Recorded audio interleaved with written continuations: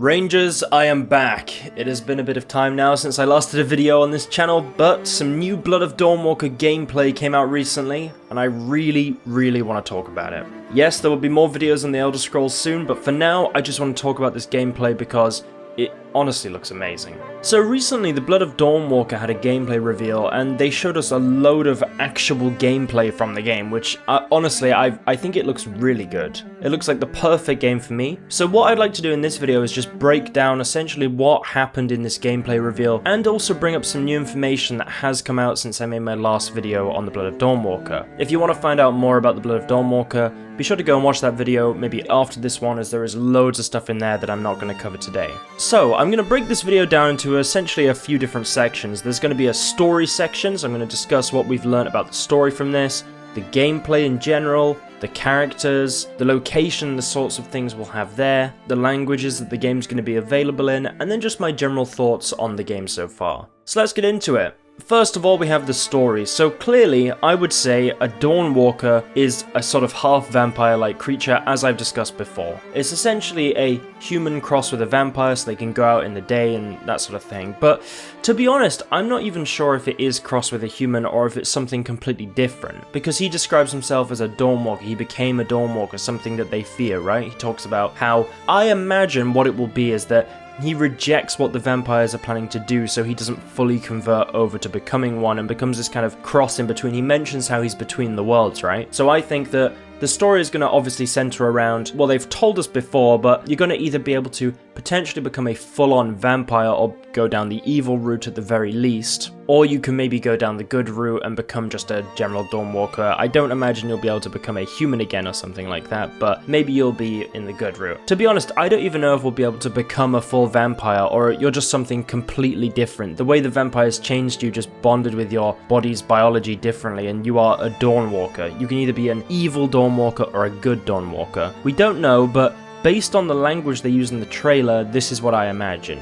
But the main thing I find quite interesting about this is quite clearly the vampires are the antagonists of the game, along with, I imagine, literally everything else. I'm sure there'll be some allies, but the humans aren't going to like you, the vampires aren't going to like you, so it's quite interesting that you essentially are going to have this kind of isolated game. The closest game I can think of in my mind of someone that has everyone against them, right, is something like, I suppose there's the vampire games, although you do have humans on your side for a lot of that. I imagine it'll be similar to in that regard, like people won't be able to know you're a Dawnwalker if you're out in the day or something like that. Well, I suppose there are a lot of games where you have everyone against you, but the main point is that we're going to be playing as a Dawnwalker which is not a vampire. And in regard to the story in general, we know now, of course, that the vampires want to turn the humans into cattle. It really reminds me of that Skyrim quest in Morthal, where the vampires are trying to turn the village into their own, essentially their own farm. In fact, I had a long time ago, maybe almost 10 years ago or something like that, written a relatively similar story that I never finished about a guy that turns to a vampire, not a Dawnwalker, something like that. There's a lot of books out there about vampires, and I was inspired heavily by the Darren Shan books, and I'm so excited to play this game, guys. Vampires are awesome. I gotta say, I love werewolves more when I was younger, loved them a lot more, but I think the older I've got, the more I felt like the idea of a vampire is quite cool, because a werewolf feels like this tortured soul that they have periods of time where they become evil, but a vampire is interesting because you're essentially constantly battling that. It's like an addiction, right? And it's really cool to see that in a game. So in regard to the gameplay, what we've seen so far, which I think looks very interesting, is the combat.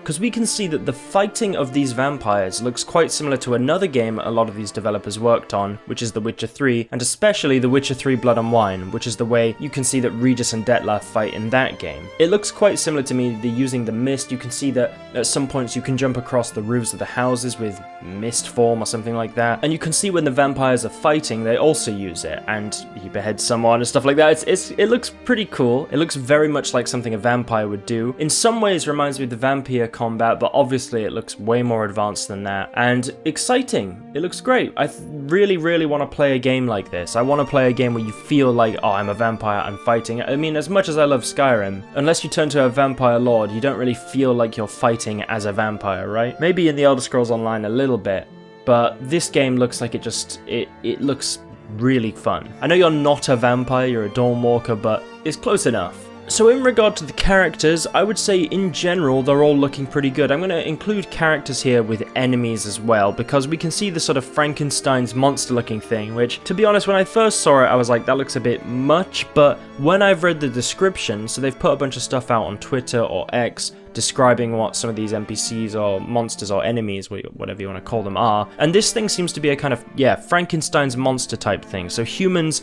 or vampires possibly. You can see a sort of blood magic in the middle, right? Could have developed this and then it could be on the loose. It could just be a single quest. Maybe a few of them were developed and left around, something like that. There's a description on X that I'll read briefly about it, just so you guys know what it is. So it says, since times immemorial, humans crafted representations of themselves, and for just as long, they dreamed of breathing life into them.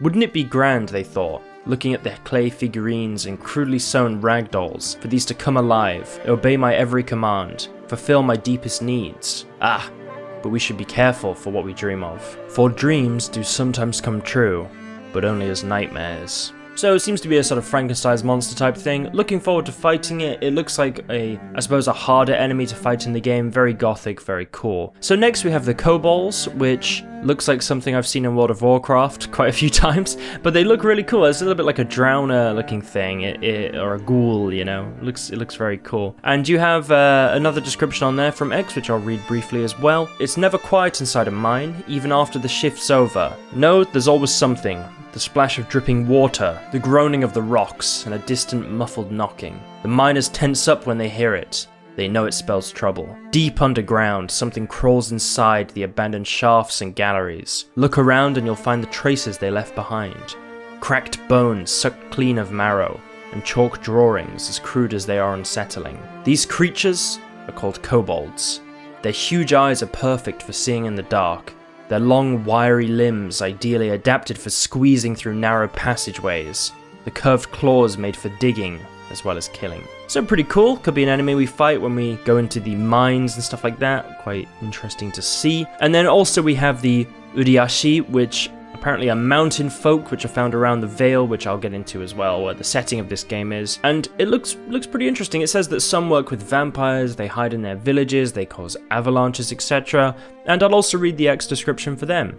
As night falls over the Carpathians, a mighty bellowing echoes amidst its rugged peaks. The people of Vale Sangora know this sound very well. It's mountain folk, the Uriashi. For centuries they kept to themselves, hidden, the stuff of legends, jealously guarding their remote villages of rock huts and caves. Those who'd come anywhere near them, looking for a stray sheep, say, or prospecting for silver, tended to die in unfortunate accidents, buried in avalanches. But now, with the human rule toppled, the hulking Uriashi are a common sight in Vale Sangora. Some wear the vampire colours and enforce Brentius' regime. Others, though, are just curious, their curled horns sticking out above the market crowds as they pursue merchant stalls in quiet bafflement. So these look like the kind of base enemy of the game when we'll be fighting humans, I imagine. I mean, we seem to also be fighting soldiers, but in general, I imagine we'll be going into the mountains and we'll be running into groups of them, that sort of thing. We'll be going to their villages and stuff like that. So it's quite fun to have this aspect of the game. It's not all going to be just in some sort of gothic city. We're also going to be going out into the outskirts and find these little groups of mountain men, and we can raid their camps and stuff like that. There's also another enemy which doesn't have any sort of name, so I'm just going to read the description straight for that because it's the best way to describe exactly what they are. Half buried by rockfalls, sunken underneath peat bogs lie remnants of Vale Sangora's glorious past. Temples carved in stone, cavernous tombs adorned with flaking paintings, as mysterious as they are unsettling. Every once in a while, someone comes across these ruins, and, driven by curiosity, or maybe dreaming of forgotten treasures, gingerly steps inside. Soon afterwards, a hair-raising cry carries from inside the dark corridors. For these ruins, though centuries old, are still guarded by warriors who need neither food nor drink. They walk the ruined halls, covered in dust and cobwebs, ever alert, rusting blades in hand. So this is quite interesting because it reveals something about the location that, although we see this sort of, in regard to the current time zone, relatively modern city there and I suppose a sort of human kingdom, there was something that used to be there, something possibly magical, right?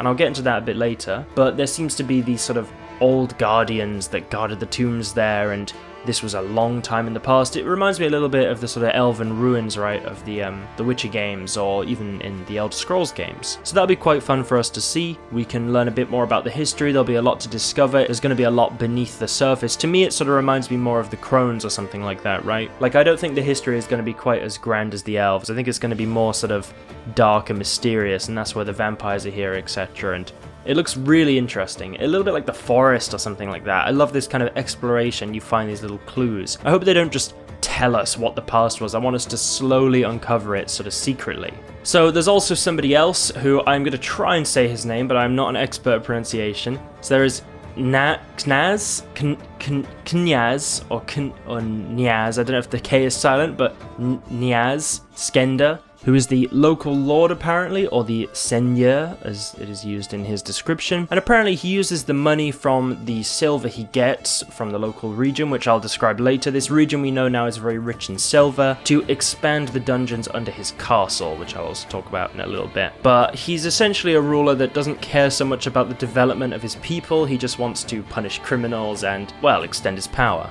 Also, we got a bit of a better look at Brentius and Ambros in the trailer. He is looking suave, by the way. And also the other characters a little bit later on, but they're a bit blurry and it's hard to see them. It's easier in the other trailer. But Ambros was quite hard to see in that trailer, so it's nice to see how he's looking now. And you can tell he is a much younger vampire than some of the other ones. And we also saw Xanthe fighting a bit with her blood magic, which implies there'll be some kind of boss fight or at least some interaction with her later on. Now, in regard to the location, I've got a lot of information on this, which is a little bit sparse. It's interesting information. I got a lot of it from the descriptions on the X post they made, or the Twitter post they made. And it sort of describes this guy's journey as he goes from Italy and finds this hidden region. He explores all of it. And I've just written down the key moments from it because it is actually really long. There is like 10 or 15 parts of it, and I had to read all of them and catalogue the main points, sort of taking out bits of the story. I could read all of that if you guys want a short video of me just reading this stuff, but for now I'll just describe the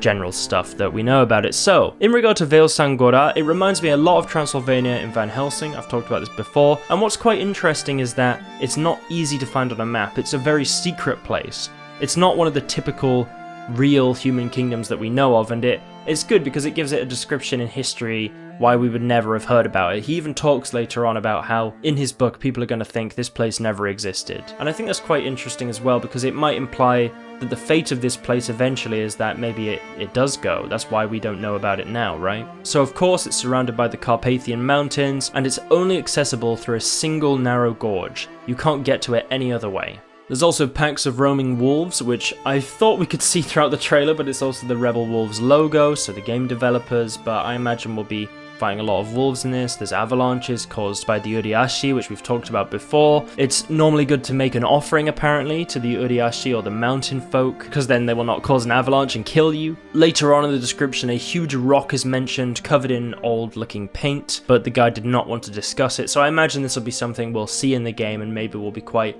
important to the game later on. There is also Svartrau, which is apparently the capital of Vale Sangora, and I hope I'm saying that correctly. And there's also Greifberg Castle, which is the castle I described before that the local lord is in, and he has, extended his dungeons. And then one of the most important parts about this entire area and why humans even decided to go there and why there's anything there at all is because apparently it is just full of silver. Like, you can see silver veins just all around the area. It's one of the richest possible areas you could build in. It's this very inaccessible area, all the other stuff, it seems to have this magical element to it, but people want to live there and build stuff there because of the silver they can get. And apparently within the town there is many different languages. It's a mix of different peoples from the local countries, so you have German, Hebrew, Romanian, Hungarian, different Slavic languages. You also have Serbian miners, Czech workers. It's got a lot of different people from a lot of different parts of, well, Eastern Europe, I should say, or Eastern Western Europe. You also have the Svartrau Cathedral, which I believe we can see in the gameplay reveal and the initial trailer. And then there's some descriptions as well about the local saints, which I imagine will be quite important to the story as well later on. There is Saint Mihai, who is said to be born a pagan and then died fighting a horrible monster. He's kind of like a knight. I was going to say it's a little bit like St. George, but not really. And then you have Saint Tina, who is said to be a shepherdess who could heal people, and people still go to her coven and then seem to come back healed. And then the author of these little sort of journal entries, I suppose, mentions that he went there and actually looked at her dead body and saw her medallion, which he really wanted to take. And he also mentions that the valley is very dark, very mysterious, feels magical, but a sort of evil magic, and he felt like it was seeping into his dreams. It was making him feel like he was getting consumed by the darkness. So, pretty interesting, right? Sounds like a very creepy, scary place, but very fun. And then we also have Las Lia, where he goes to apparently, which is a village, so it'd be quite fun to go there. There's a guy there called Zidislav who talks to him a lot about the history of the area. He mentions that it was very magical, there was monsters there, heroes, that sort of thing. And then finally, at the end of these descriptions, it's mentioned that people from other countries do occasionally visit, and someone visited and mentioned that there is a plague happening outside of their valley all throughout Europe. So pretty scary, and that could eventually reach its way into Vale Sangora. So what it makes me feel like is that the main character might not actually be from Vale Sangora. He might have actually just gone there, maybe with the vampires or something like that, or maybe the plague enters the valley, then everything goes crazy, that sort of thing. So pretty interesting. So that's what we know about the location, not including stuff I talked about in the last video, but in regard to the language, we know it will be fully localized, which means the voice acting, subtitles, etc. will be in English, Polish, French, Spanish, German, and Italian. And we also know that for text localization only, so it will be just subtitles, we'll have Brazilian Portuguese, Latam Spanish, I'm not quite sure, that's just Spanish I suppose, and Latin American Spanish, right? Korean, Simplified Chinese, Traditional Chinese, Japanese, Turkish, Czech, and Hungarian. So a lot of languages there. Maybe I'm sure there'll be mods eventually for any languages not included on there if you guys want to be able to hear it in your native languages as well, or read it I should say. So just for my general thoughts after watching all of it, I feel like I've shared my thoughts throughout this video, but in general I want to say I am excited for the game, not just because I love the setting. Van Helsing is one of my favourite films. I love the fact that we're going to this hidden valley, it's very cut off from the rest of the world, so it allows you that element of fantasy despite the fact it's in the real world, right? I like the fact it's obviously being made by the Witcher 3 devs. There's obviously still Witcher 3 devs back with CD Projekt Red, but a lot of those devs came over and made the studio, even the game director, right? So I'm hoping it will feel like the Witcher 3's level of writing, and at least the game direction the Witcher 3 had, but they have a lot of freedom with it, right? So very, very exciting just in general. Of course, visually, compared to a lot of new Unreal Engine 5 games, although they can be a bit laggy, it doesn't look as visually impressive as, say, the Witcher 4 tech demo, which is just a tech demo, so bear that in mind. The game might not look quite as visually impressive, or even something like Cyberpunk. But you've got to understand, this is their first game as a studio, and honestly, as long as the visuals are decent, which they look pretty good, you don't need some like incredibly hyper-realistic looking game to have a great game, right? I think the graphics still look pretty good. I think the game looks exciting in regard to the gameplay and the features they're adding. Like, I would trade the high-level graphics for the level of combat we might be getting with the vampire, right? Where we can go into mist form and jump across the roofs or fight people using mist and that sort of thing. I think that's way cooler. So I'm excited, and I just think it's up to us as fans, if we like these kind of games and the game is actually good and we're excited for it, to support these kind of games. So I like making these videos because obviously it's fun for me to talk about, but also I want to do my small part to get the word out there as much as possible about it, because it looks great and I really want this game to do well if it's obviously a good game. Which it looks like it's going to be a pretty good game. It looks like they're putting a lot of work into it. One thing I'd like to give them for advice is, of course, they're a Polish studio. I've noticed a couple spelling errors in some of their tweets and stuff like that, which I think could be very, very easily fixed. And I still think it's amazing if you can speak multiple languages, that sort of thing. But just having that to be a little bit more like, you know, correct spelling, that sort of thing, would be useful, I think, just for the general look of the game, etc., right? Very minor thing, but I just thought I should put it out there in case anyone from the studio happens to see this. So yeah, thanks, it looks great. I think it looks really good. It reminds me a lot of Vampire, but sort of an older version, and honestly, probably a bit better. Nothing on the Vampire devs, I did enjoy playing the game, you know, but you could be an evil vampire, a good vampire, right? You've sort of fought humans and sort of monsters, and you went through London, and it's obviously very different, way more advanced, but it had that kind of slight similarity in my mind, obviously because it's both vampires. And one more thing, just for general watchers of the channel that saw my, for example, my last video on Oblivion Remastered, where I was playing with my slideshow graphics.